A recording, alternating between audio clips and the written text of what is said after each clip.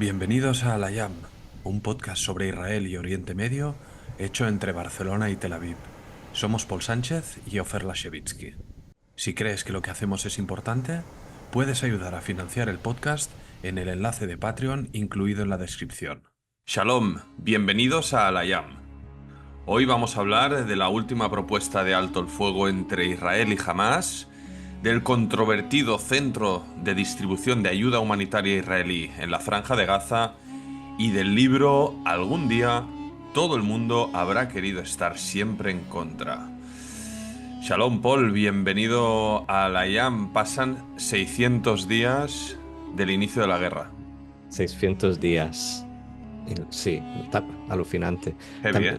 No deja de también venirme a la cabeza ese titular que muchos compartieron de 600 días y 800 envíos de armamento de Estados Unidos.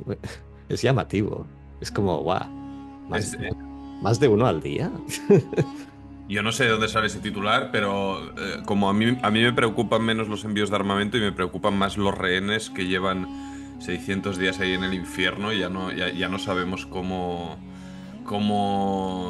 pedir justicia, ¿no? Sigo No. escuchando Habían, los... habían informes horribles sobre el estado de salud de Zangauker, Matan Zangauker.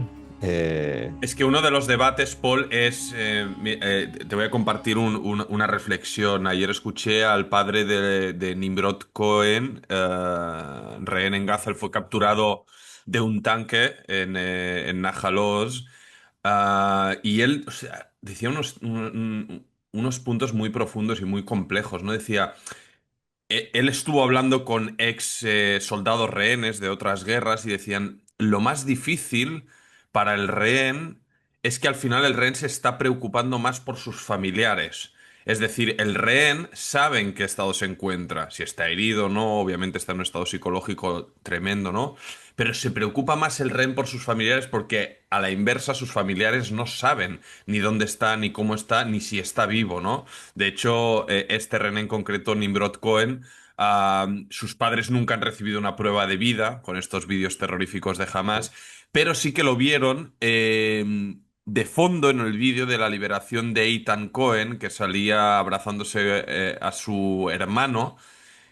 Su hermano se quedaba en Gaza y hacían un vídeo terrible dándole un abrazo como despidiéndose. Y de fondo salía Nimrod que tenía un tatuaje que se hizo recién 3 días antes del 7 de octubre, ¿no? Y ahí sus padres lo identificaron. Y luego también se refería a lo que has dicho tú de Matan Zangauker. Matan es el hijo de Einaf Zangauker, que es la madre, digamos, más combativa, ¿no? En la lucha para intentar liberar a los rehenes y es muy crítica con el gobierno de Benjamin Netanyahu.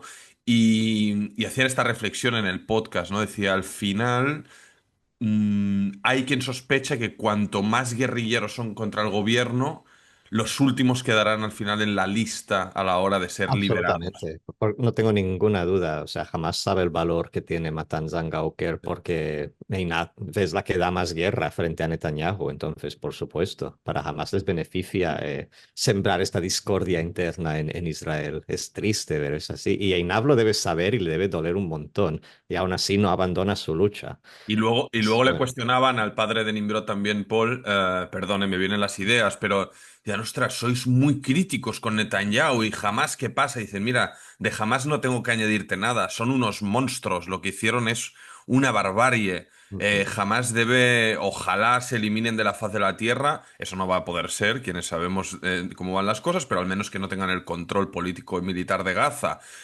Pero al final yo no tengo una oficina de Hamas en Tel Aviv sobre la que manifestarme. Y yo ya sé que jamás va a hacer el uso más cínico y brutal de mi hijo, ¿no? Hasta las últimas consecuencias. Y yo sé que quien tiene potestad de liberarle, por parte nuestra, es el gobierno de mi país, ¿no? De jamás no me puedo esperar nada, ¿no? Entonces, ese era un poco uno de los argumentos que decían en el día 600 del inicio de toda esta Y pesadilla. también, ya, Que ya que estamos con esto tema de rehenes, y mira, vale la pena dedicarle un tiempito. También la entrevista a Ori Megidish, la soldado secuestrada y liberada, que la entrevistaron en el programa UFDA esta semana.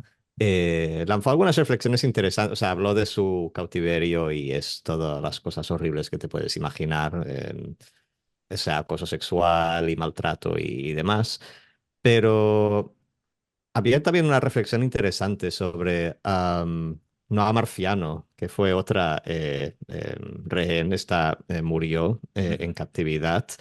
Eh, Ori explicó que Noah fue herida, por ejemplo, en un bombardeo de las fuerzas aéreas israelíes. Fue muy mal herida y la tuvieron que llevar al hospital Al-Shifa. Y que los médicos en Al-Shifa, viendo el estado en que se encontraba, eh, decidieron que o sea, no podían salvarla y para no prolongar su sufrimiento, terminaron con su vida. Y me pareció interesante la manera en que um, Ori, sí, Ori compartió esta reflexión de decir, desde fuera, a veces la gente tiene muy clara esta distinción entre civil y combatiente, pero claro, ¿qué haces como con la realidad siempre es gris y, digamos, un médico del hospital Al-Shifa que toma la decisión, tal vez por una decisión moral, digamos, de matar a un rehén israelí, eso lo convierte en objetivo militar. O sea, la realidad es como gris y complicada y me pareció interesante y Wow. valioso ver estas reflexiones en boca pues de una ex rehén. Qué duro, ¿no? Qué situación tan distópica, ¿no? Sí. Bueno, esa rehén nunca debería haber estado ahí, nunca debiera haber sido malherida en un bombardeo israelí, nunca debiera haber sido sacrificada, si es que así fue, en el hospital Al-Shifa de Gaza. Todo esto no debería haber ocurrido, pero aquí estamos y estamos debatiendo un posible nuevo alto el fuego, cómo no parcial. Vamos a ello. El enviado especial de Estados Unidos a Oriente Medio, Steve Witkoff, ha trasladado esta semana una nueva propuesta de alto el fuego entre Israel y Hamas a ambas partes. Recordamos, todo esto se negocia en Doha, capital de Qatar. La nueva propuesta, contempla un alto al fuego de 60 días, durante los cuales Hamas liberaría a 10 rehenes en vida y 18 cadáveres, e Israel liberaría 125 presos palestinos con cadenas perpetuas por penas de sangre y 1.111 gazatíes detenidos después del 7 de octubre. Durante este alto el fuego se permitiría la entrada de ayuda humanitaria por parte de Naciones Unidas y la Media Luna Roja Palestina.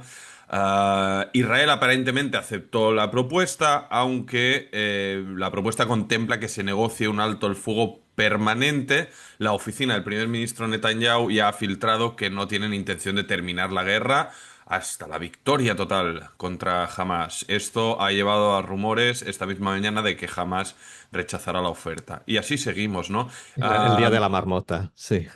No lo he dicho en esta intro, tenemos 58 rehenes en Gaza, se estima que 35 estarían muertos, y los familiares de Sí. los rehenes están cansados, bueno, todos estamos, Estos, ¿no? estos números, por cierto, o sea, estos 10 rehenes con vida que liberaría Hamas y 18 cadáveres, lo que se contempla en estas negociaciones, son la mitad de los muertos, la mitad de los Eh, vivos. 18. Es como la paradoja esa de Aquiles y la tortuga, o sea, los que van quedando cada vez... Me cuesta imaginar hasta qué punto van a quedarse ahí los que quedarán hasta el final, ¿sabes? Si cada vez podemos hacer la mitad y luego la mitad de la mitad y luego la mitad de la mitad, es una cosa absolutamente distópica. Sí, se hace difícil ya. Bueno, son al final los familiares de los rehenes, lo que exigen es todos, ¿no? Todos ya, todos hace demasiado. Es que imagínate, Paul, si hemos visto estas imágenes terribles que han forzado todo lo que hablaremos después, que es estos controvertidos centros de distribución de ayuda humanitaria. Si la situación en Gaza es tan trágica para los gazatíes, imagínate cómo lo es para los rehenes israelíes. Y eso no se habla, no sale en la prensa, No, en la claro. Si televisión. hay, si hay hambre en las calles de Gaza, o sea, puedes contar que los israelíes cautivos están recibiendo están al final de la lista de prioridades. Exactamente. Entonces, estamos aquí en un más de lo mismo, que son fórmulas para poner parches para no terminar la guerra nunca, porque esta fórmula, Paul, se Ujú. asemeja mucho, recordemos, a la tregua que entró en vigor a finales de este enero y que duró hasta finales de marzo, donde se acabaron liberando a 33 rehenes en vida y 8 cadáveres, entre ellos los de la familia vivas. Y al final, Netanyahu pues decidió que la tregua ya no tenía vigor y ordenó relanzar los bombardeos y empezar la reocupación militar de Gaza. Hoy en día el ejército israelí ya se encuentra en varias zonas y controla un buen porcentaje del territorio. Hay un plan dibujado por el ejército que estipula o que pretende ocupar permanentemente Gaza, controlar casi el 80% del territorio y meter a todos los civiles en bolsas. No sé, bueno, Sí, sí. Bolsas de territorio, vamos a concretar. sí, sí, bolsas de territorio cerca de la costa, bueno, no lo sé, es todo.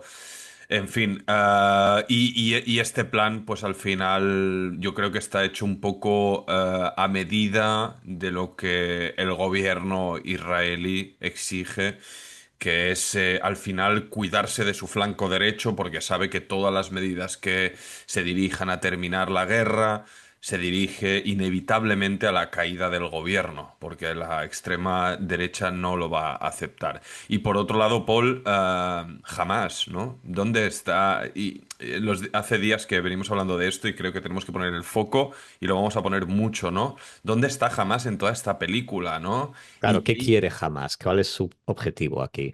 Y qué impune sale, ¿no? De toda esta. Yo creo que jamás, mal que nos pese diplomáticamente, militarmente es evidente que no, pero yo creo que diplomáticamente está ganando. Al menos en la calle. Tampoco veo como un reconocimiento de Hamas a nivel político. De hecho, más bien lo contrario. Aún son vistos bastante como unos parias en el mundo No, árabe y en a ver, Europa. tal vez Pero no en me he la calle expresado. tienen mucha simpatía. Tal vez no me he expresado en las palabras correctas. Es decir, la victoria diplomática no es para Hamas en sí, pero sí para los palestinos en su conjunto, ¿no? Esto que países tan aliados de Israel como Francia, Canadá, Reino Unido estén amenazando con reconocer un Estado palestino, con aislar económica y diplomáticamente a Israel, todo esto son victorias que al final ellos se pueden adjudicar y que les vienen casi sin tener que hacer nada, porque Israel se acaba metiendo, o el gobierno de Israel se acaba metiendo solo en este callejón sin salida. Pero para mí es importante, tanto aquí como luego lo comentaremos con el tema de la ayuda humanitaria, es poner el foco sobre la responsabilidad de Hamas en todo esto. Es decir, mm, Hamas. Bueno, primero, Paul, esta semana, antes de que empezara todo este lío, jamás ejecuta a 4 civiles acusados de robar ayuda humanitaria. Jamás reprime con violencia, torturas y muerte a quienes reclaman que liberen a los rehenes y que dejen el poder, porque hay una buena parte de la sociedad en Gaza que considera que jamás es el principal responsable de esta estrategia suicida que les ha traído el infierno en la tierra, ¿no? Y lo que no, lo que me sorprende es como en la opinión pública y en el relato mediático occidental, en todo este desastre humanitario que estamos viendo en estas semanas, jamás queda exonerado de toda responsabilidad, ¿no? Cuando recordamos que si jamás entregara unilateralmente a los rehenes y se rindiera, Israel ya no tendría ni ante Estados Unidos ningún tipo de justificación para seguir pidiendo bombas y lanzarlas en Gaza, porque ya se habría logrado el objetivo de la guerra, que es los dos objetivos de la guerra, son el desarme de Hamas y el retorno de los rehenes. Es justo cuando preguntaba antes qué quiere jamás. O sea, esto es una pregunta absolutamente esencial para entender por qué estos altos fuegos se van aplazando. O sea, sí que es cierto que Netanyahu no, digamos, no quiere llegar a una paz permanente antes de las elecciones de 2026. Eso lo hemos dicho antes y lo dicen analistas israelíes. Ya se da por supuesto que está, pues eso, alargando el proceso tanto como puede con estos pequeños altos del fuego y tal. Pero por otro lado, no es solo Netanyahu el que está alargando esta situación absurdamente. Lo has dicho muy bien. O sea, jamás tiene en su poder la posibilidad de frenar todo esto, poner fin a todo esto, pero sería a costa de sacrificarse a sí mismos. Y no te digo sus vidas, que bueno, también, o sea, seguramente serían detenidos y condenados, pero exiliarse a bajar las armas, no están dispuestos a hacer nada de esto, al contrario, siguen, bueno, siguen teniendo su infraestructura, que Israel no ha conseguido destruir toda la infraestructura subterránea, ni mucho menos, era una cosa absolutamente apabullante. Siguen controlando ayuda humanitaria, no es que se haya acabado del todo, pero jamás es el que se empecina, porque jamás tiene las armas, y al final quien tiene las armas en estas situaciones es el rey. Se empecina en distribuirlas según a ellos les convenga que se distribuya, pues eso, priorizando sus combatientes, priorizando mantener a los rehenes con vida, aunque sea pues eso a mínimos. Y en la población civil, yo te diría que al final, si antes he dicho que los rehenes están abajo de la lista de prioridades, me corrijo, está la población civil después incluso de lo que los rehenes. Sí, sí. Eh, Bueno, entonces, sí, absolutamente. O sea, son un jugador perverso y maquiavélico como todas las partes en este juego. a mí lo que me chirría, ¿no? Sale Bassem Naim, uno de sus líderes, y diciendo que las propuestas de Witkoff no responden a las demandas de nuestro pueblo. A mí lo que me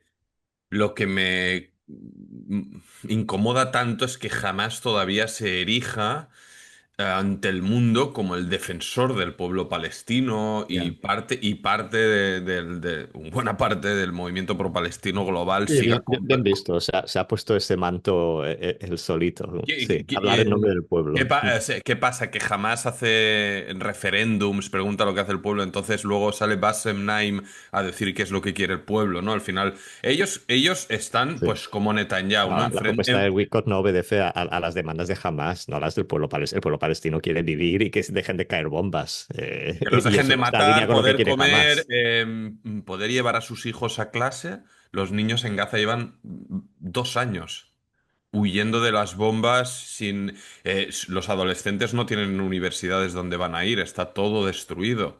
Eso es las demandas del pueblo palestino, sea del color que sea, sean más o menos radicales, sean más moderados, sean más pro paz o pro guerra, lo que sea, es primeramente poder llevar una vida normal y eso no va a ocurrir nunca mientras estos pirómanos sigan al frente de toda esta historia y al final ellos siguen encallados en demandas maximalistas, es decir, retirada total israelí de Gaza, Ujú. mantener el control de Gaza, gestionar la entrada de la ayuda y la reconstrucción de Gaza.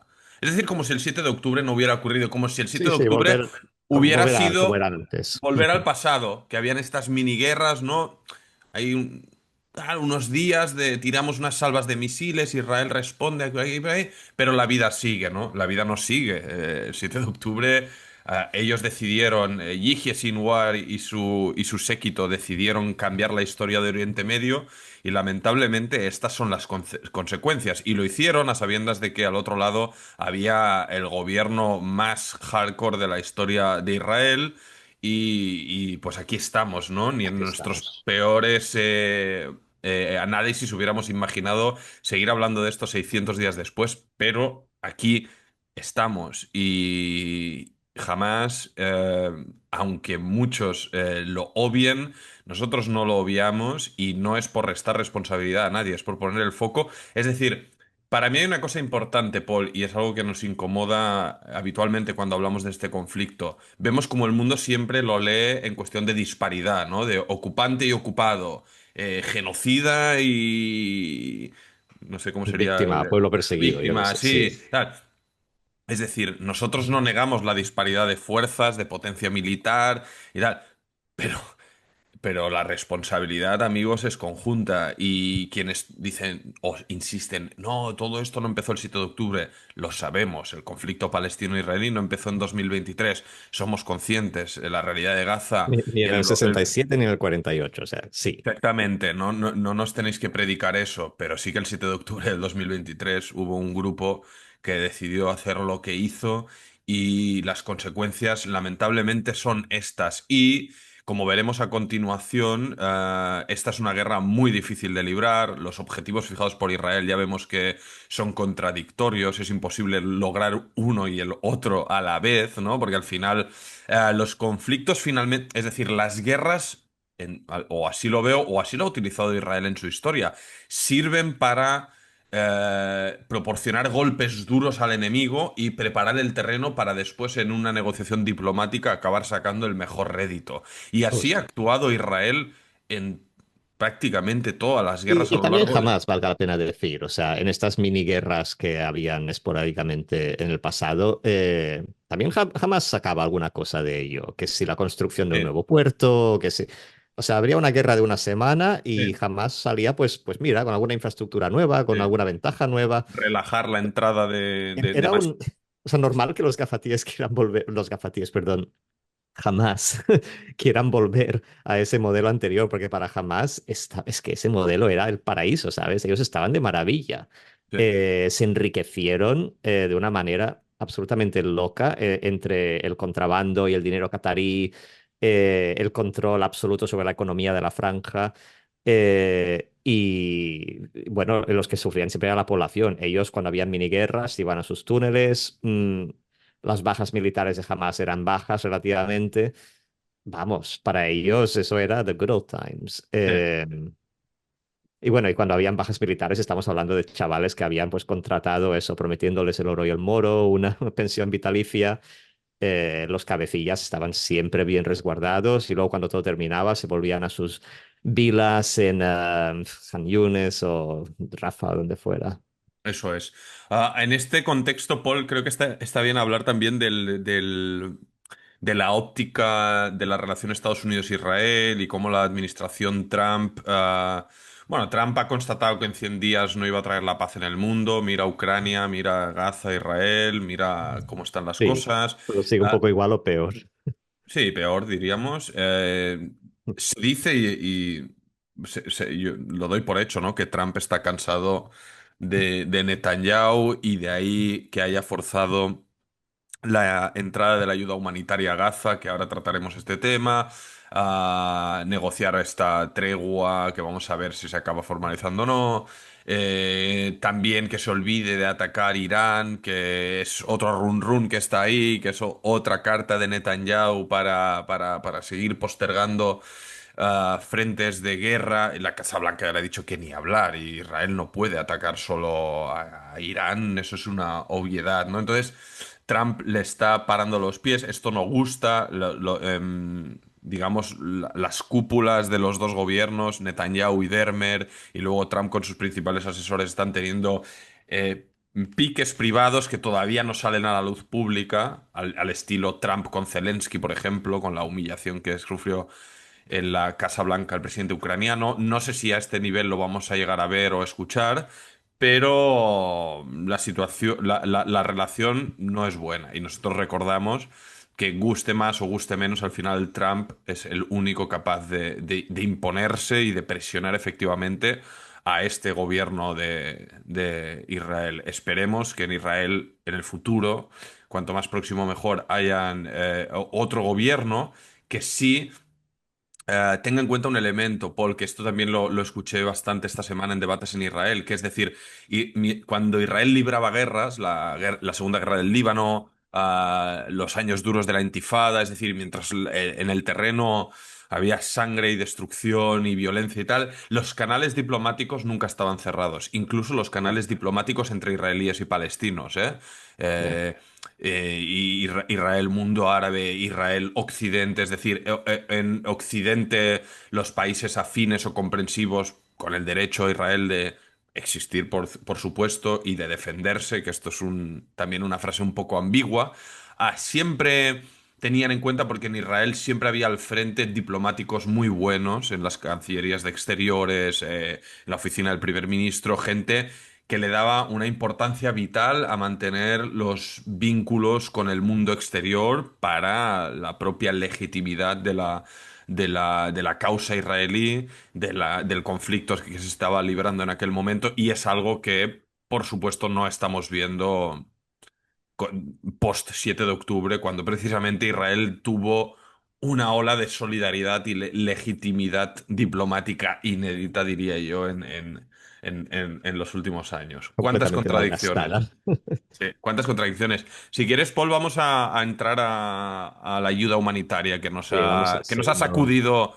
también un poco la Bueno, es que cabeza estos días. es un tema kafkiano. A mí me ha estado, cada nuevo titular que sale este tema, más y más información inverosímil. Vamos a ver, en verdad está muy conectado con el primer tema, pero vale la pena dedicarle un segmento. Hablamos esto, de que este mes se han abierto dos centros de distribución de ayuda humanitaria en la Franja de Gaza. Es una iniciativa israelí-estadounidense con el objetivo de distribuir alimentos directamente a los civiles y evitar que jamás se apodere de los envíos. Porque recordemos, desde hace ya varios meses Israel ha bloqueado la entrada de toda ayuda humanitaria a la Franja de Gaza, su idea siendo usar el hambre como herramienta de guerra y de presión contra Hamas. Los centros son apoyados por una entidad estadounidense ambigua llamada Gaza Humanitarian Foundation, GHF, y gestionados por la empresa privada estadounidense Safe Reach Solutions. O sea, si estos nombres ya no levantan banderas rojas, no sé. En fin, distribuyen alimentos básicos mediante cupones, tratando de crear una ruta segura y controlada para la distribución de ayuda. Entonces, estos centros han sido criticados por Hamas, por la ONU, por los Emiratos Árabes Unidos e incluso por la oposición israelí, por una combinación de sospechas políticas, problemas logísticos, temores de la población local en los cuales ahora entraremos en más detalle. Los críticos sostienen que el método es peligroso, humillante, limita el acceso a la ayuda y que podría servir como herramienta de presión política y de seguridad, que, vamos, seguro que lo es. Al final esto es lo que es. Pero vamos a ver, es que esto hace una semana que está pasando y han pasado ya muchas cosas que hay que entrar como tema por tema. Sí. Eh, Yo de- si quieres te doy sí, una reflexión y dale. luego vamos a meternos en este, que lo has hecho bien aquí punto por punto y creo que hay que hablarlo porque si no nos perderemos, ¿no? Esto es complejo.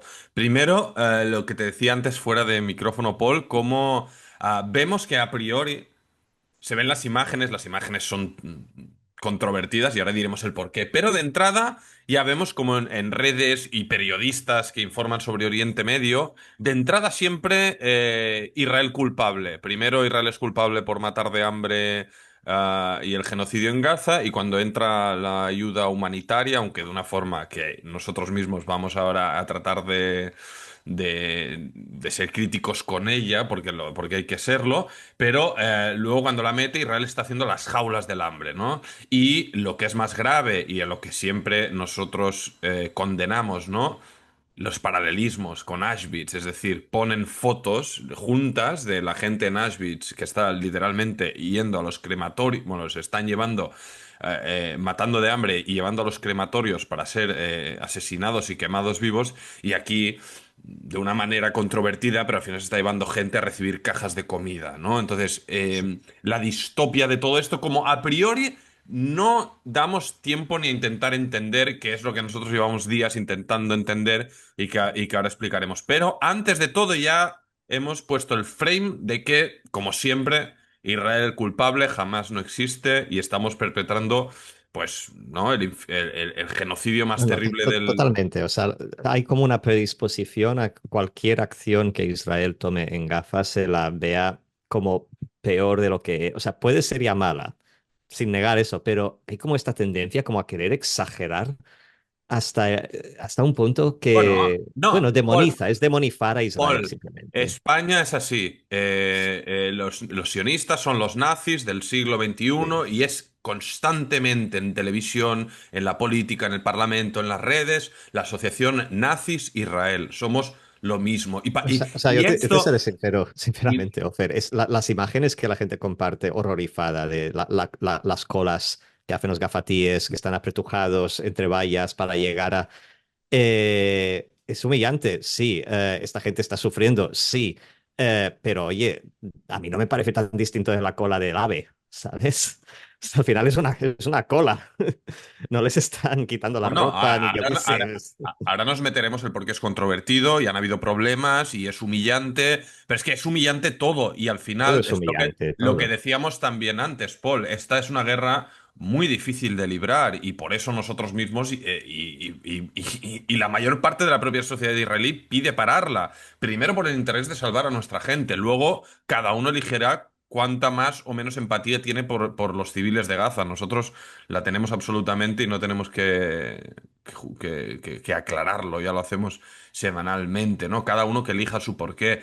Pero esta guerra es muy compleja de lidiar, entre otras, porque estás tratando de eliminar una cosa es como extirpar un cáncer que es imposible, un cáncer terminal, ¿no? Incurable, Jamás sí, no sí. se puede tal. Y estás librando esta guerra en una franja de territorio enano donde hay 2 millones de personas que no tienen casa, no tienen comida, no Bueno, tienen nada. Y aparte, en el momento en que Israel decide que quiere usar el hambre como herramienta de guerra, eso ya, para empezar, esa ya es una decisión controvertida. Se permite la guerra, sin duda, las leyes de la guerra lo contemplan, pero es una decisión que te va a traer muchos problemas y a la hora de implementarla es un puto dolor de cabeza. O sea, no hay una manera bonita de usar el hambre como herramienta de guerra, de Ujú. ninguna manera. Si Israel quiere no quiere dejar entrar estos otros grupos de ayuda humanitaria, que es la Media Luna Roja, las Naciones Unidas, para presionar de esta manera a la población local y a Hamas, es absolutamente criticable y no me gusta para nada. Pero eso, en el momento en que luego llega a Estados Unidos y les dice, bueno, vosotros habéis elegido esta ruta, vale. Pero estas imágenes de los niños que se están muriendo de hambre, que salen por la tele, no mola y nos están dando muchos problemas a nosotros, a vosotros. Tenéis que hacerlo de otra manera. Entonces, simplemente están intentando como ser coherentes con unas normas que ya de por sí son kafkianas. Entonces, lo único que se les ocurre hacer a Israel es esto, crear su propio organismo de distribución de ayuda humanitaria que dices, ok, pero tú no dejas de ser la persona que quiere que la población pase hambre para y de hecho los políticos ya han dicho cosas así en plan, no os preocupéis, solo vamos a dejar que entre suficiente comida para el 80% de la población, el 60% de la población, en plan, que sufran, pero no, no del todo. Bueno, Um, estos sí, políticos, bueno. en fin. No recuerdo ya si eran los políticos o Tzal que dijeron eso, pero da lo mismo. Ah, Eh, bueno, y dicha no, la bueno, parte. para acabar de cerrar, o sea, no solo esta decisión kafkiana loca de gestionar tu propio centro de distribución de ayuda humanitaria para esto, pues dar la apariencia que estás, por eso, intentando ayudar a la población cuando tu fin es otro, sino que la manera en que lo han hecho es totalmente obscura bueno, que huele a esto, a corrupción y a chanchullos a un nivel. Esta operación vale mucho dinero. O sea, el Hare se hizo los números y estimaban que como mínimo, distribuir comida para toda la gente que la necesita en Gaza y siendo aquello, poniendo un precio bajo por la comida, o sea, yendo a lo mínimo que debería invertir el gobierno para alimentarlos, estamos hablando de como mínimo 140 millones de dólares, que será mucho más. Y el tema es que nadie sabe quién está financiando todo esto. Es Ujú, totalmente oscuro opaco. Estas asociaciones que hemos dicho, el Gaza Humanitarian Foundation y el Safe Reach Solutions, periodistas de todo el mundo han estado intentando contactar con ellos, preguntar quiénes son vuestros financiadores, de dónde viene la... No hay manera de hablar, o sea, no hay como operadores que te den respuestas. Es una ujú. cosa totalmente opaca y kafkiana. Y desde la oposición del gobierno israelí están criticando que oye, esto seguro que lo estamos pagando nosotros con nuestros impuestos. Es decir, la oposición acusa al gobierno de financiar esta propia operación. Es decir, que es Israel el que está detrás de todas estas empresas fantasma. Y eso es moralmente problemático, porque al final eso sale de los impuestos de la población y es otra pérdida de dinero en un país que ya tiene una crisis económica para como mínimo los siguientes 20 años. En sea, fin, bueno, todo esto es de locos. espera, creo que está bien, Paul, meternos un poco en las cosas técnicas que han pasado para que quien nos escuche entienda mejor, porque ahora hemos ya lanzado nuestro análisis y reflexión filosófica, pero añadiría a lo que dices tú, que damos o doy por hecho que lo que tú verías ideal, Paul, por lo que dices, es que este tipo de iniciativas fueran en coordinación con la comunidad internacional, ¿no? Repartir gastos, hacerlo más transparente, visible y que no Sí, sea esto que justo, de repente claro. aparezcan dos centros de la nada con tipos armados que no sabes quién son y ayuda que no sabes de dónde ha llegado. Cosas que han pasado en las primeras horas de la apertura de los centros, pues caos, saqueos, disparos desde helicópteros israelíes para intentar dispersar a las masas. Camiones saqueados, ¿no? En su camino a Gaza y que al final, pues estos camiones saqueados acaban llegando a clanes armados o al mercado negro donde se revende por mucha más pasta. Reportes de un civil muerto, ¿no? Por estos disparos del ejército israelí para intentar dispersar a la gente, 40 heridos.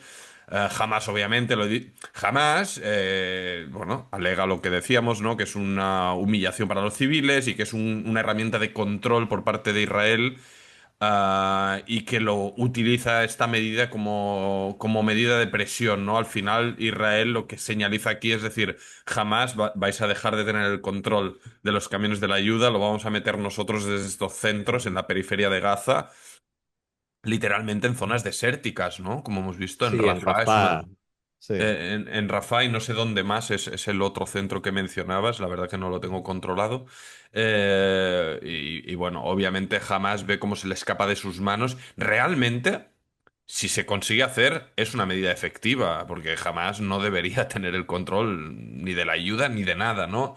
Si se logra hacer sin esta opacidad y sin estos problemas logísticos, sí que sería un logro político, una medida de presión de la que ellos mismos están condenando, ¿no? Israel, por su parte, obviamente dice que hace todo esto, pues como intento de evitar esto, ¿no? Que la ayuda caiga en manos del grupo islamista. Y luego, Paul, lo que tú has visto, lo que estabas mencionando, ¿no? Sobre el tema del financiamiento.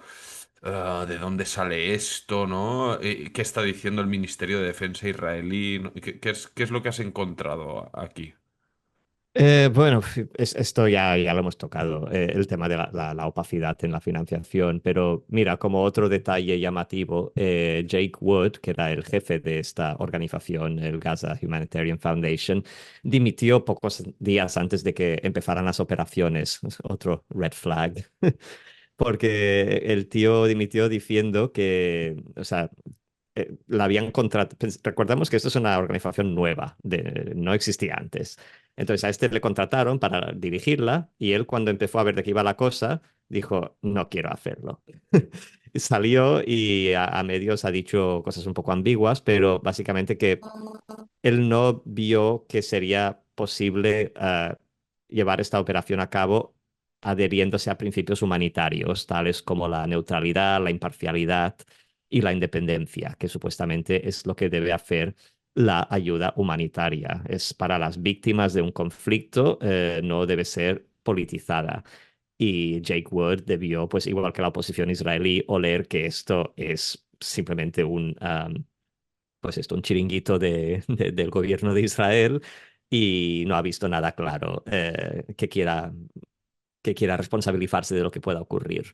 Ujú. Am, Otro detalle, hablando también, esto es inconexo a estos centros, llamémoslos supuestamente israelíes, am, pero hubo un saqueo de un almacén de ayuda humanitaria de Naciones Unidas en Deir al-Balah. Esto fue en la última semana, que miles de palestinos se lanzaron en masa esto a desmantelar literalmente un almacén eh, donde Naciones Unidas solía guardar su comida y creo que alguna cosa todavía quedaba, pero estaban arrancando, digamos, los paneles metálicos de las paredes y todo para meterse.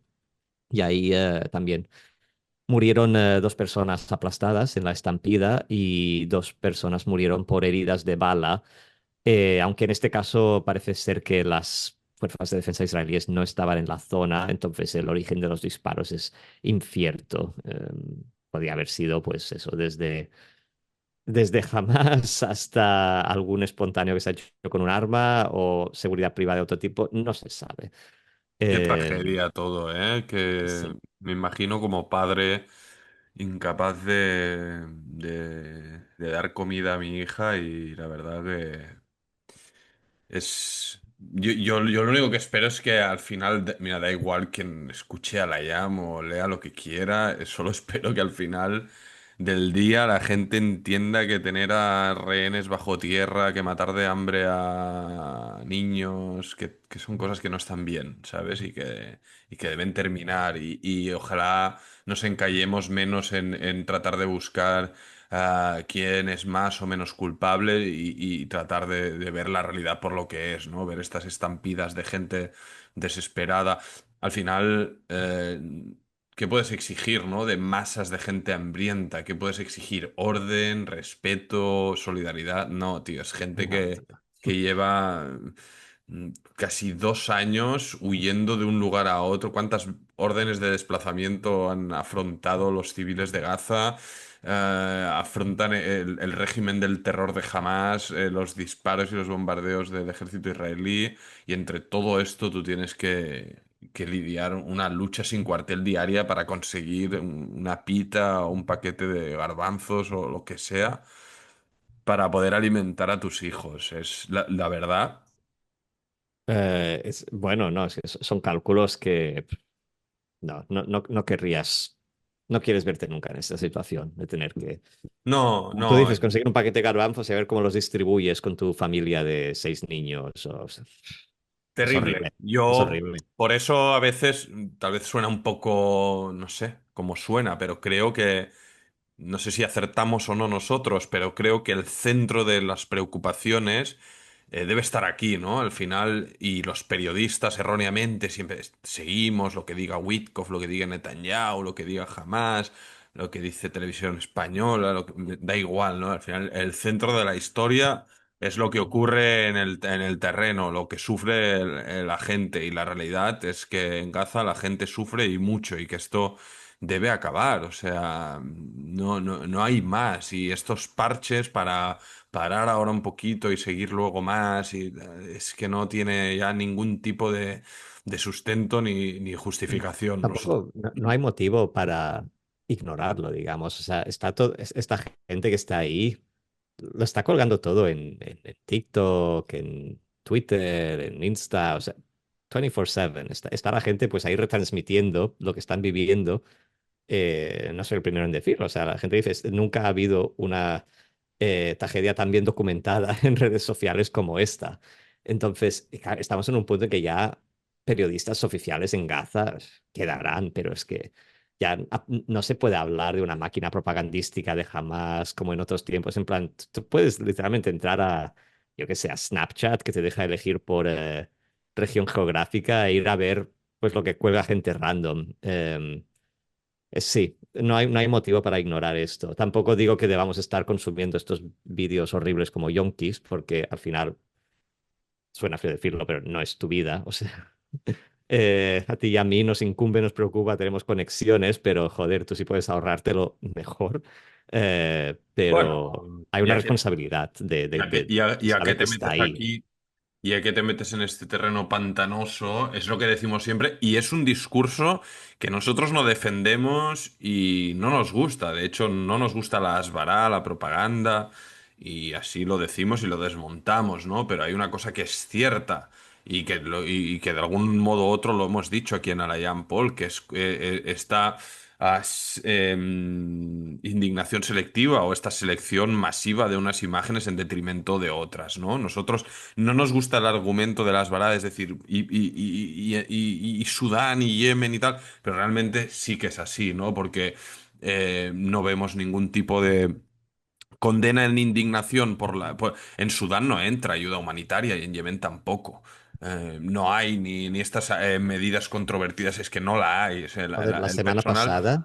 la semana pasada murieron bueno, fueron asesinadas más de 100 personas, 20 de las cuales eran niños. en un campo de refugiados donde hay hambruna. Hasta aquí todo puede parecer Gaza. Esto fue en Darfur. O sea, A está mí es... pasando ¿sabes? Sí, sí, sí, sí. Es lo mismo, Simplemente es lo mismo. simplemente que el actor implicado no es Israel y es que lamentablemente es así, ¿no? Entonces, no nos gusta el sentido de decir, oye, ¿por qué no miráis ahí para dejar de mirar aquí? No, lo ideal es que no No, no, ocurriera no hay que dejar esto de mirar, no ni hay que en dejar de mirar, pero hay Darfur, que ser sincero. ni en Rafah, ni en ningún lugar, pero sí que ya que te referías a este tema del consumo de vídeos y la indignación, pues al final en esto vuestros algoritmos, amigos, tienen mucho que ver y quienes nos escuchéis, a hacer el esfuerzo de que si no sale en el algoritmo, buscarlo un poquito, buscar Darfur, buscar Yemen, Sanaa, buscar lo que ocurre más allá y que no os muestra el algoritmo o que no sale en las portadas de los medios de comunicación, porque lo que ocurre allá también es terrible, es horrible, incluso tiene consecuencias más devastadoras. Pero bueno. A ver.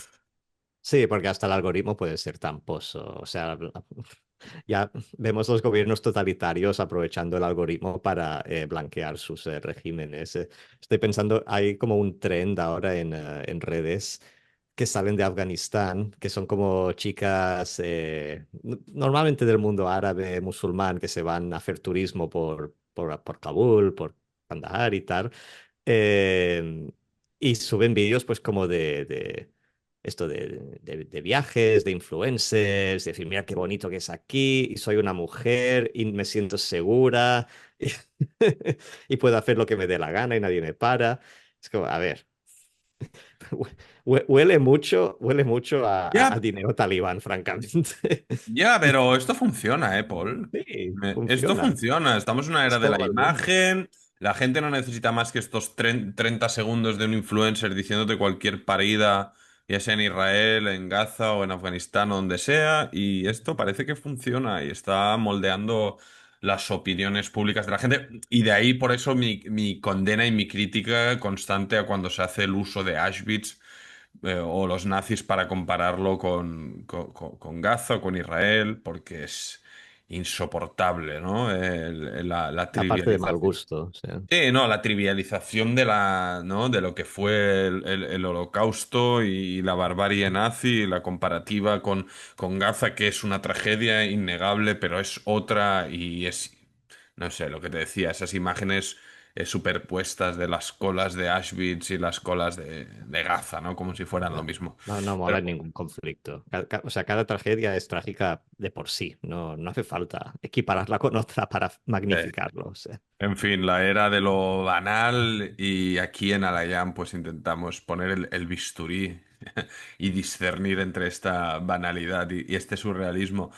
Paul, unos últimos minutos, ¿no? A que me hables de un libro que te ha llamado la atención, ¿no? Y que has tenido, diría que, oportunidad de conocer de primera mano. Te paso la palabra directamente a ti y Sí, me... cerraremos con un pequeño segmento cultural, por así decirlo. Además que llamarme la atención es que yo escribo a veces reseñas de libros para el Quadern, el suplemento cultural del país.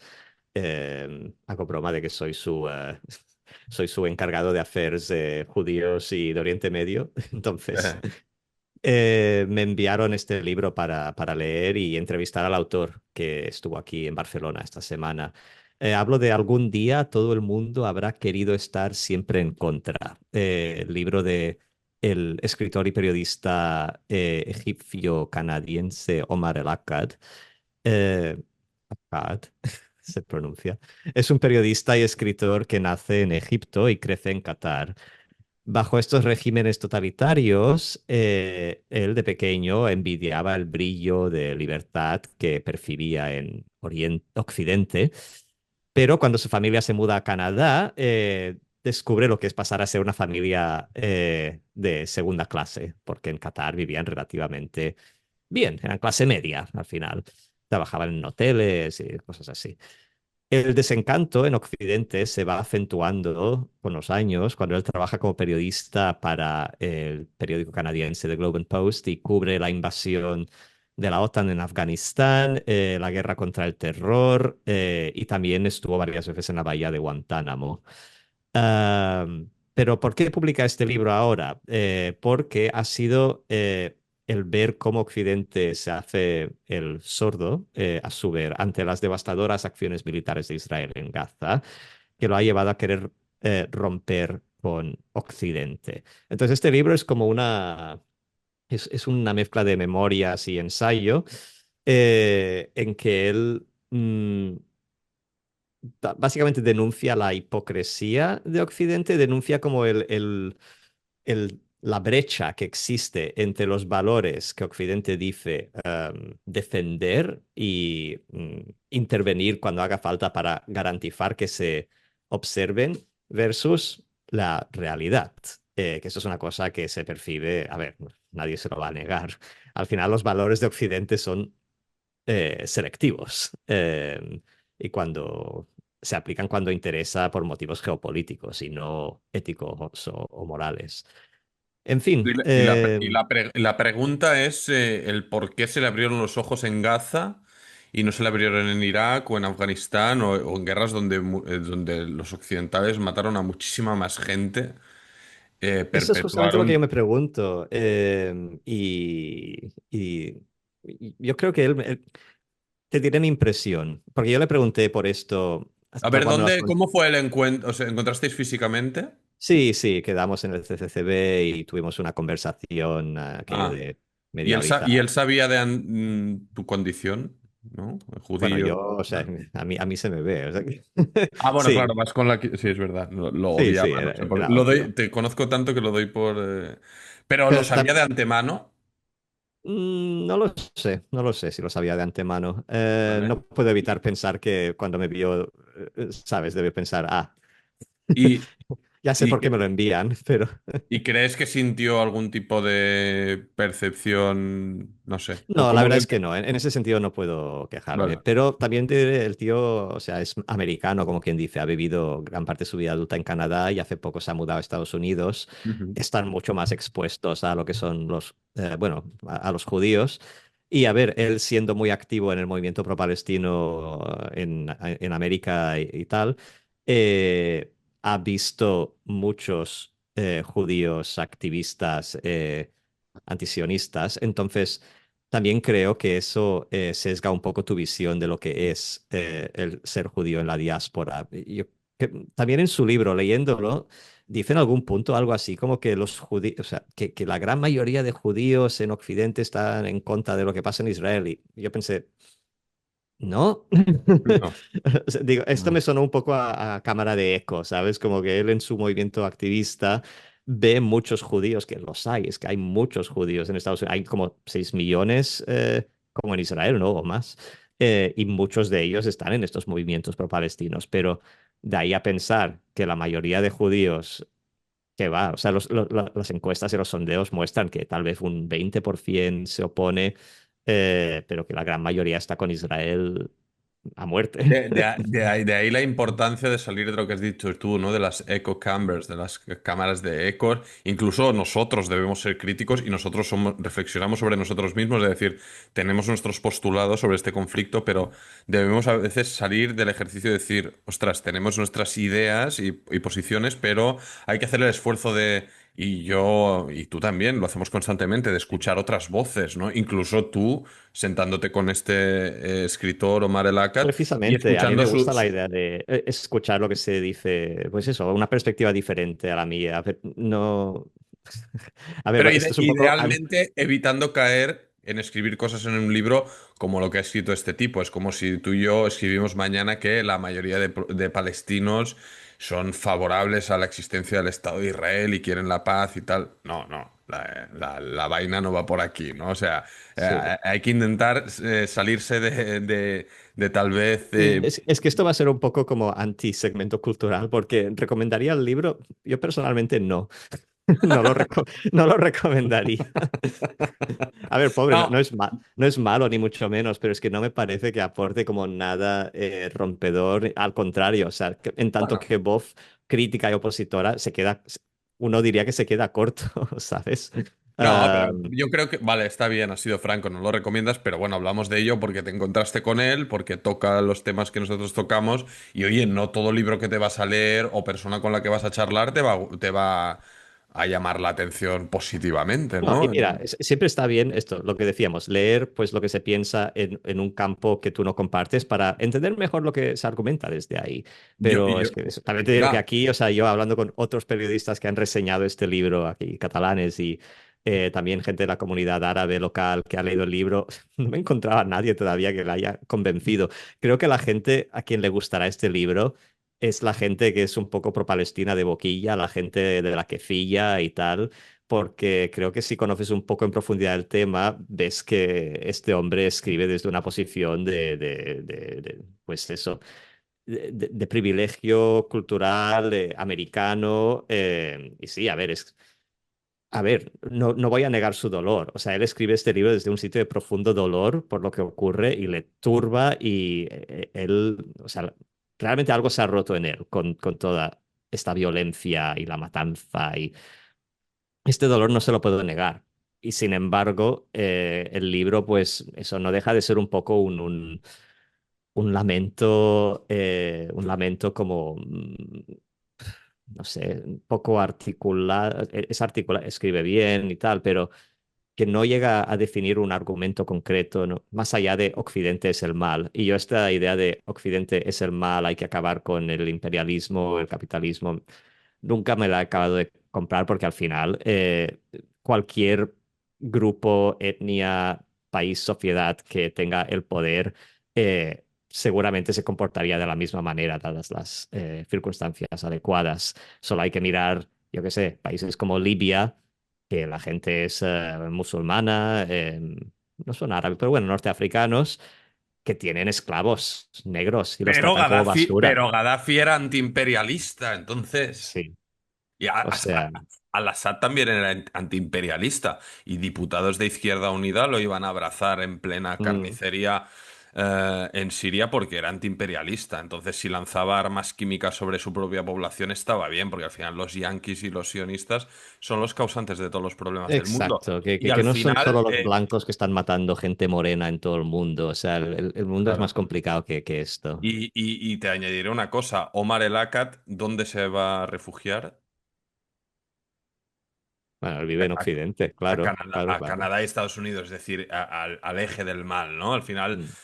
sí, el capitalismo tiene muchos problemas, Occidente tiene muchos problemas, ahora lo vemos con Trump, las diferencias con Europa, lo que sea y tal, pero al final el mundo es injusto, desigual, lleno de Sí, guerra y pobreza, y la mayoría de exiliados, refugiados, demandantes de asilo, inmigrantes, lo que aspiran es a llegar a países occidentales, claro. porque Es difícil es- tener tenerles esto en contra, porque al final, o sea, él también pues tiene hijos, una familia y hace lo que cualquier persona No, del no. mundo haría, que es ir a llevar a criar a su familia donde él es donde estén más seguros y que él pueda tenga los medios para llevárselos ahí. Ha tenido los medios, la suerte de poder ir a Estados Unidos, pues no se lo piensa dos veces, que los va a criar ahí porque están bien. Pero por otro lado, a ver, hay un punto de ceguera. O sea, ¿sabes? O sea, entiendo que criticas el sistema en el que vives, pero si tú estás recibiendo sus frutos, eh, ¿sabes? Es más complejo que esto. O sea, no es todo blanco o negro. Y ya que estamos en el tema, ¿no? ¿Cómo se desarrolló esta entrevista y qué es qué conclusión sacas y qué piensas escribir en tu crítica literaria para el diario El Bueno, País? lo que se va a publicar va a ser la entrevista. Entonces, la entrevista en web, no sé si sale hoy o mañana y estará en papel en el país, en Cataluña, el domingo. La versión guay será la versión web porque es la entrevista íntegra. La versión papel es muy, muy reducida. Am, pero, no, a ver, al final, en una entrevista, yo lo que intento es darle a él espacio para defender sus ideas y ya el lector decidirá si lo hace más o menos convincente. Am, pero sí, mi impresión es que él está, pues, mira, está pasando por un viaje moral, está buscando dónde él se ubica. Gaza le ha supuesto, pues, una turbación espiritual e ideológica importante. Eh, pero por otro lado, y todo esto se lo respeto, pero también, por otro lado, no, uno puede ser cínico y decir, guay, he visto muchos vídeos de niños muertos en TikTok y ahora no puedo ir al trabajo. Es como, ojalá todo fuera eso. Pobres esos niños, ¿sabes? Pero... De unido, de unido. Bueno, Sí. Paul, nosotros podemos discrepar de Omar el Akkad, de Donald Trump, de Netanyahu, de Pedro Sánchez, de quien sea, ¿no? ¿Quién queda? Pero lo ¿Quién cierto queda? es que lo que queremos es que esta vaina termine y como digo siempre, ojalá llegue el día que de Israel solo nos quede hablar de tomates cherry o alguna invención tecnológica, ¿no? Y de Ah, todo no, porque esto. eso es una, A eso es mí una lo que me importación cuesta, imperialista, que los tomates no son indígenas de esa tierra. como todo, y como yo mismo, yo... Nada es Vete, indígena ahí. vete de donde has venido, Ofer. Los árabes vienen de Arabia, los judíos vienen de Polonia, nadie es de ahí. Judea nunca existió. No sé, a mí, Paul, te confieso que la verdad que me cuesta mucho lidiar ya con esta tormenta. Enciendo la radio, la cadena SER, Onda Cero, lo que sea, Israel, el genocidio, no sé qué, el tal, testimonios, la tele, tal, voy por la... Es decir, está en todos sitios, ¿no? Y la verdad que me Supongo que eso, agota, me y para agota. ir cerrando, o sea, esto que tú dices, tal vez eso es lo que más me molesta del libro de Omar al que tiene este tono de decir nadie está hablando de esto. Y Ah, a mí esto me vuelve, me saca de quicio. Es joder. como, no se habla Nadie de habla de otra otra cosa. cosa. Nadie habla de otra cosa. ¿No? Ya. No, Sería no, o más. sea, o sea, tú lees el libro y tienes la impresión que es, yo que sé, un miembro de la resistencia francesa en la Francia ocupada en la Segunda Guerra Mundial, como contando verdades ahí de forma clandestina y que le podrían ir la carrera. A ver, no te niego que en Estados Unidos ahora mismo sí que puedes perder trabajo y cosas así por este tipo de cosas. O sea, sin duda la situación es mucho más arriesgada en Estados Unidos que en Europa, pero por el amor de Dios, o sea, no deja de ser como una conversación que está en boca de todos. Exactamente. Y con esto cerraremos, Paul. Nosotros esperamos dejar de estar en boca de todos, estar en boca de nadie, porque eso significará que esto llega a su fin. Y no solo llega a su fin, luego vienen muchísimas preguntas y cosas a resolver, pero primero tienen que parar toda esta locura y luego ver cómo empezamos a curar tantas heridas. Si es que tienen cura, hay tantas preguntas sin respuesta a estas alturas, pero estamos cansados, estamos agotados y... bueno, nosotros desde aquí, desde nuestra posición privilegiada, porque quienes sufren están en Gaza y están en Israel y son los familiares de los 58 rehenes que 600 días después siguen en la franja de Gaza en manos de Hamas. Paul, lo dejamos aquí, como siempre. Pedimos, sugerimos a nuestra audiencia si pueden echarnos un cable, suscribiros al Patreon de Alayam. Lo podéis hacer o gratis o aportando algo económicamente para sostener este barco a flote. Y nosotros nos escuchamos, nos vemos la semana que viene. Y Shabbat Shalom y Hak Shavuot Sameach. Esto, Shabbat Shalom. Hasta la próxima, Paul. Chao.